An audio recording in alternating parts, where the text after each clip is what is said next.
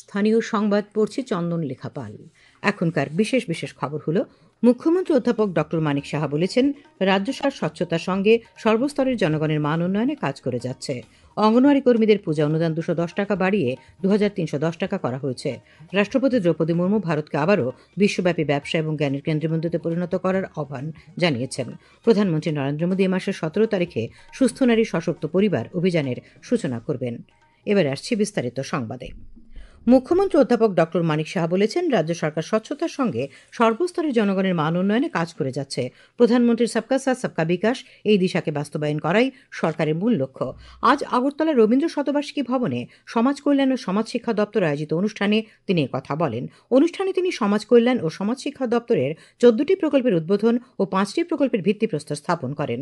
মুখ্যমন্ত্রী বলেন, রাজ্য সরকার চেষ্টা চালিয়ে যাচ্ছে প্রতিটি প্রত্যন্ত এলাকায় অঙ্গনওয়াড়ি কেন্দ্র গড়ে তোলা, মা ও শিশুর সার্বিক উন্নয়ন, পরিকাঠামো উন্নয়ন, অঙ্গনওয়াড়ি কর্মী সহায়িকা নিয়োগ এবং ভাতা বৃদ্ধি করা। প্রধানমন্ত্রীজি 2047 বিকশিত ভারত তার পরিকল্পনা করেছেন এবং উনি বলেছেন যে সমস্ত রাজ্যগুলো যদি সেইভাবে যদি বিকশিত স্টেট হিসাবে তাদের রোড ম্যাপ কি হবে, 100 বছর যখন ভারতবর্ষের স্বাধীনতা পূর্ণতা লাভ করবে তখন দেশের কি অবস্থা হবে সেই বিষয়ে উনি যখন আবেদন করলেন, আমরাও ত্রিপুরা বিকশিত ত্রিপুরা 2047 আমরাও সেটা কিন্তু তার রোড ম্যাপ আমরা প্রকাশিত করেছি। অনুষ্ঠানে সমাজ কল্যাণ ও সমাজ শিক্ষামন্ত্রী টিঙ্কু রায় বলেছেন, অঙ্গনওয়াড়ি কর্মীদের পূজা অনুদান 210 টাকা বাড়িয়ে 2310 টাকা করা হয়েছে। তাছাড়া মোবাইল বিল বাবদ এককালীন 2000 টাকা এবং অঙ্গনওয়াড়ি কর্মীদের শাড়ি বাবদ 1000 টাকা দুর্গাপূজার আগেই তাদের অ্যাকাউন্টে দেওয়া হবে। 14টি উন্নয়ন প্রকল্প, যার মধ্যে রয়েছে আগরতলা ডায়েটে 50 আসন বিশিষ্ট ছাত্রাবাস, 100 আসন বিশিষ্ট কর্মরত মহিলাদের হস্টেল। অনুষ্ঠানে মুখ্যমন্ত্রী 5 জন প্রসূতি মায়ের হাতে পুষ্টি কিট এবং 10 জন অঙ্গনওয়াড়ি কর্মীর হাতে অ্যান্ড্রয়েড মোবাইল ফোন তুলে দেন। উল্লাস নবভারত সাক্ষরতা কার্যক্রম নামে কেন্দ্রীয় অর্থানুকূল্যের ফ্ল্যাগশিপ কর্মসূচি 2020 জাতীয় শিক্ষানীতির সঙ্গে যুক্ত। 15 বছর বা তার বেশি বয়সী যারা প্রথামাফিক শিক্ষার সুযোগ থেকে বঞ্চিত, তাদের ক্ষমতায়নের ভাবনাতে 5 দফা গুরুত্বের বিষয়কে সামনে আনা হয়েছিল। এর মধ্যে প্রাথমিক সাক্ষরতা এবং গণনা, বুনিয়াদী শিক্ষা, জটিল জীবন দক্ষতা, বৃত্তিমূলক শিক্ষা এবং শিক্ষা অব্যাহত রাখা। এভাবে এই কর্মসূচি সারা দেশে বয়স্ক শিক্ষার ক্ষেত্রে রীতিমতো বিপ্লবাত্মক পরিবর্তন এনে দিয়েছে। এ নিয়ে একটি প্রতিবেদন।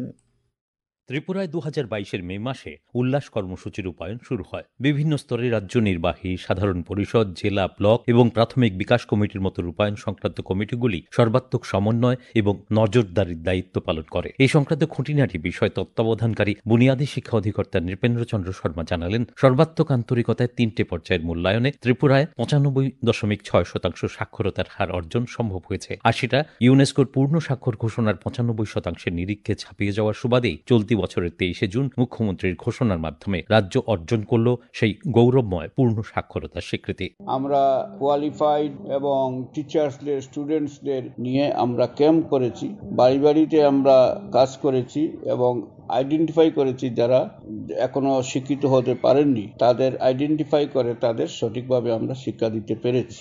এরপরে এই যে কাজের মাধ্যমে আমরা গত 2 বছরে অর্থাৎ 23 এবং 24 সালে প্রায় 1.9% আমরা মানুষকে সাক্ষর করতে পেরেছি এবং সেই সাক্ষরতার মাধ্যমে আমরা 95.6% সাক্ষরতা লাভ করেছি। এবং ইউনেস্কোর গাইডলাইন অনুযায়ী কোনো দেশ বা রাজ্যের যদি 95%-এর উপরে স্বাক্ষর হয় তাহলে তাকে পূর্ণ স্বাক্ষর হিসেবে ধরা হয়। সুমন ভট্টাচার্যের প্রতিবেদন, আকাশবাণীর সংবাদ, আগরতলা। পর্যটন মন্ত্রী সুশান্ত চৌধুরী বলেছেন, বিশ্ব ফিজিওথেরাপি দিবস পালনের মূল লক্ষ্য হচ্ছে ব্যায়ামের মাধ্যমে মানুষের জীবনযাত্রার মান এবং গতিশীলতা উন্নত করার ক্ষেত্রে ফিজিওথেরাপিস্টদের গুরুত্বপূর্ণ ভূমিকার স্বীকৃতি প্রদান করা। আজ আগরতলা যক্ষা নিবারণী হলঘরে বিশ্ব ফিজিওথেরাপিস্ট দিবস উপলক্ষে আয়োজিত সভায় অংশ নিয়ে তিনি কথা বলেন। যুব বিষয়ক ও ক্রীড়ামন্ত্রী টিঙ্কু রায় আজ বিশ্ব ফিজিওথেরাপি দিবস উপলক্ষে রাজধানী আগরতলার ক্লাবে দ্য ইন্ডিয়ান অ্যাসোসিয়েশন অফ ফিজিওথেরাপির উদ্যোগে আয়োজিত অনুষ্ঠানের উদ্বোধন করেন। উপস্থিত ছিলেন Padmashri doctor Dipa Karmakar, the Indian association of physiotherapist Tripura শাখার মুখ্য উপদেষ্টা সুজিত রায় সহ অন্যান্যরা। এদিকে আগরতলা ফিজিও ফোরামের উদ্যোগেও আজ আগরতলা যক্ষা নিবারণী হলে বিশ্ব ফিজিওথেরাপি দিবস উদযাপন করা হয়। এবছর স্বাধীনতা দিবসে লালকেল্লার প্রাকার থেকে প্রধানমন্ত্রী নরেন্দ্র মোদী দীপাবলির মধ্যে পরবর্তী প্রজন্মের জিএসটি সংস্কারের ঘোষণা করেছিলেন। গত 3রা সেপ্টেম্বর জিএসটি কাউন্সিল কর্তৃক করের হার পরিবর্তনের ঘোষণা আরও দক্ষ এবং নাগরিক বান্ধব অর্থনীতি তৈরির জন্য প্রধানমন্ত্রীর দৃষ্টিভঙ্গিকে বাস্তব করে তুলেছে। এখন এ নিয়ে একটি প্রতিবেদন।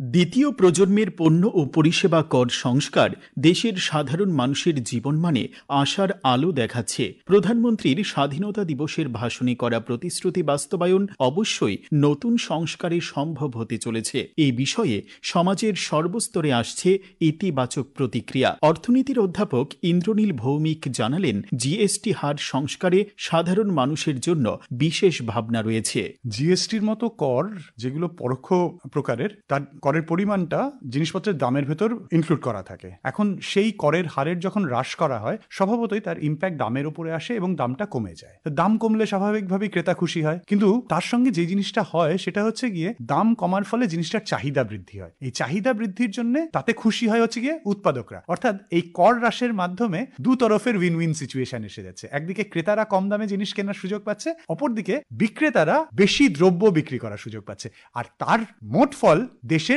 জাতীয় আয় বৃদ্ধি পাওয়া। রাহুল লোধের প্রতিবেদন, আকাশবাণী সংবাদ, আগরতলা। খবর প্রচারিত হচ্ছে আকাশবাণীর আগরতলা কেন্দ্র থেকে।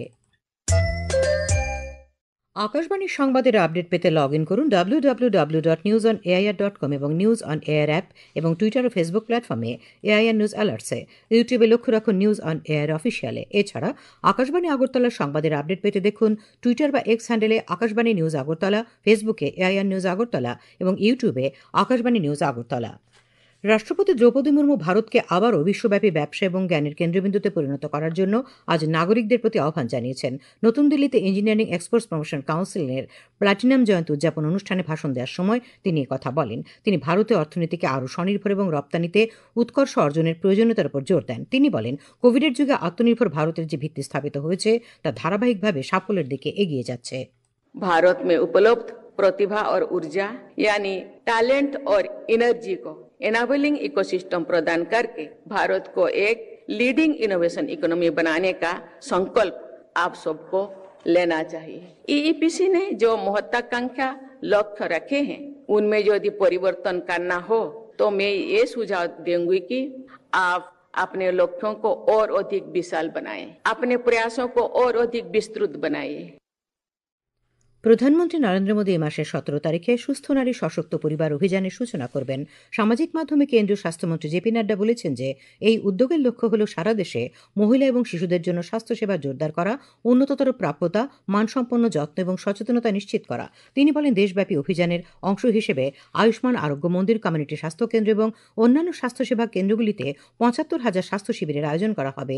এই শিবিরগুলি সরকারের অন্তর্ভুক্তিমূলক স্বাস্থ্যসেবার দৃষ্টিভঙ্গি অনুযায়ী নারী ও শিশুদের স্বাস্থ্যসেবার চাহিদা পূরণের জন্য বিশেষভাবে পরিকল্পিত প্রয়োজনীয় পরিষেবা প্রদান করবে। মন্ত্রী বলেন, পুষ্টি, স্বাস্থ্য সচেতনতা এবং সামগ্রিক সুস্থতা বৃদ্ধির জন্য সকল অঙ্গনওয়াড়িতে পোষণ মাস পালন করা হবে। তিনি বলেন, এই পদক্ষেপগুলির লক্ষ্য দেশ জুড়ে সুস্থ পরিবার এবং ক্ষমতায়িত সম্প্রদায় গড়ে তোলা। তিনি সমস্ত বেসরকারি হাসপাতাল এবং স্বাস্থ্যসেবা অংশীদারদের এই জনভাগিদারি অভিযানের অবিচ্ছেদ্য অংশ হতে এগিয়ে আসার আহ্বান জানান। উপরাষ্ট্রপতি পদের জন্য আগামীকাল নির্বাচন অনুষ্ঠিত হবে। এই নির্বাচনে এনডিএ মনোনীত প্রার্থী এবং মহারাষ্ট্রের রাজ্যপাল সিপি রাধাকৃষ্ণন এবং ইন্ডিয়া ব্লকের মনোনীত প্রার্থী সুপ্রিম কোর্টের প্রাক্তন বিচারপতি বি সুদর্শন রেড্ডির মধ্যে প্রতিদ্বন্দ্বিতা হবে। উপরাষ্ট্রপতি সংসদের উভয় কক্ষের সদস্যদের সমন্বয়ে গঠিত একটি নির্বাচনী কলেজ দ্বারা নির্বাচিত হন। বর্তমানে লোকসভার ৫৪২ জন সদস্য এবং রাজ্যসভার ২৩৯ জন সদস্য রয়েছেন।